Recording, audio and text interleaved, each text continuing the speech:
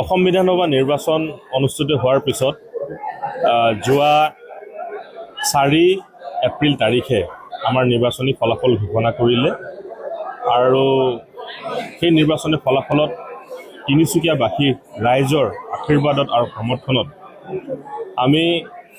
তিনিচুকীয়া বিধানসভা সমষ্টিৰ বিধায়ক হিচাপে নিৰ্বাচিত হোৱাৰ সৌভাগ্য লাভ কৰিলোঁ আৰু মই প্ৰথমেই তিনিচুকীয়াৰ সমূহ ৰাইজক আন্তৰিকতাৰে কৃতজ্ঞতা জ্ঞাপন কৰিছোঁ যে আপোনালোকে যি বিশ্বাস আৰু আস্থাৰে আগন্তুক দিনৰ কাৰণে আপোনালোকৰ কাৰণে কাম কৰাৰ কাৰণে যিখিনি সুযোগ প্ৰদান কৰিলে এজন সেৱক হিচাপে আপোনালোকৰ ওচৰত কাম কৰাৰ কাৰণে মই সদায় প্ৰচেষ্টা অব্যাহত ৰাখিম আৰু সাংবিধানিক নিয়ম অনুসৰি তিনিচুকীয়া পৌৰসভা যি প্ৰধান সদস্য এই প্ৰধান সদস্যৰো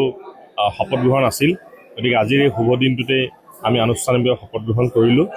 আৰু কিছু চিন্তা পৰিকল্পনা ইতিমধ্যে তিনিচুকীয়া চহৰখনক শৃংখলাবদ্ধভাৱে আগুৱাই নিয়াৰ কাৰণে ইয়াৰ সৌন্দৰ্যতা বৃদ্ধি কৰাৰ কাৰণে ইয়াৰ শৃংখলাবদ্ধতা অটুট ৰখাৰ কাৰণে কিছু প্ৰাৰম্ভিক কাম কাজ ইতিমধ্যেই চিন্তা চৰ্চা আমি আৰম্ভ কৰিছোঁ আৰু আনুষ্ঠানিকভাৱে দায়িত্ব গ্ৰহণ কৰিছোঁ গতিকে আমি আশা ৰাখিছোঁ যে অহা কেইটামান দিনত তিনিচুকীয়াক এটা নতুন ৰূপ দিয়াৰ কাৰণে যিটো পদক্ষেপ এই পদক্ষেপ আপোনালোকে সকলোৱে প্ৰত্যক্ষ কৰিব হয় কেইবাটাও প্ৰকল্প ইতিমধ্যে তিনিচুকীয়া পৌৰসভাৰ উদ্যোগত নিৰ্মাণ হৈ উঠিছে আৰু কিছু আগন্তুক দিনত নিৰ্মাণ হ'বলৈ গৈ আছে গতিকে সেই প্ৰকল্পখিনিৰ যিখিনি নিৰ্মাণ হৈ উঠিল সেইখিনি শুভ উদ্বোধন কৰা হ'ব আৰু যিখিনি প্ৰকল্প নতুনকৈ হ'ব সেইখিনিৰ কাৰণে আধাৰশিলা স্থাপন কৰা হ'ব গতিকে মই ভাবিছোঁ যে আগন্তুক দিনত তিনিচুকীয়া চহৰত এনেকুৱা ধৰণৰ উন্নয়নৰ বিভিন্ন প্ৰকল্প লৈ পেলাই আমি ৰাইজৰ কাৰণে কাম কৰিবৰ কাৰণে সক্ষম হ'ম ৰাইজৰ প্ৰতি মোৰ বিশেষভাৱে অনুৰোধ আহ্বান আছে মই অতি বিনয়ীভাৱে অনুৰোধ জনাওঁ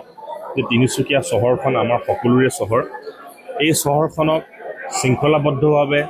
পৰিষ্কাৰ পৰিচ্ছন্নভাৱে আৰু উন্নয়নৰ কাৰণে আমাৰ সকলোৰে দায়িত্ব আছে কেৱল মাত্ৰ পৌৰসভা আৰু চৰকাৰে এই ক্ষেত্ৰত সৰ্বোচ্চ নহয় ৰাইজৰ সহায় সহযোগিতাৰ অবিহনে এই কাম আমি কেতিয়াও কৰিব নোৱাৰোঁ গতিকে তিনিচুকীয়াখনক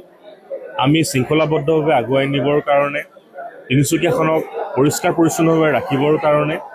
ৰাইজৰ একান্ত সহযোগিতাৰ প্ৰয়োজন থাকিব গতিকে এইখিনি ক্ষেত্ৰতো আমি নিশ্চিতভাৱে চেষ্টা কৰিম আৰু ৰাইজেও বিচাৰিছে যে এইখিনি কাম কৰা উচিত আৰু সেইকাৰণে আমি ইতিমধ্যে জিলা প্ৰশাসন পৌৰসভাৰ আলোচনা কৰিছোঁ প্ৰয়োজন সাপেক্ষে আমি ক'ৰবাত নহয় ক'ৰবাত কঠোৰো হ'ব লাগিব নীতি নিয়মৰ আধাৰত কঠোৰভাৱে যিটো স্থিতি অৱস্থা আছে যাৰ জৰিয়তে ৰাইজৰ অসুবিধা হয় চহৰখনৰ অপৰিষ্কাৰতা বৃদ্ধি পায় গতিকে চহৰৰ যিটো শৃংখলাবদ্ধতা আছে সেই শৃংখলাবদ্ধতা ক'ৰবাত ব্যাঘাত জন্মে এইখিনিক যাতে আমি সঠিক ৰূপত আনিবৰ কাৰণে প্ৰয়োজন সাপেক্ষে আমি নীতি নিয়মৰ আধাৰত ক'ৰবাত নহয় ক'ৰবাত কঠোৰ হ'ব লাগিব আৰু এইখিনিৰ কাৰণে ইতিমধ্যে আমি থিৰাং কৰিছোঁ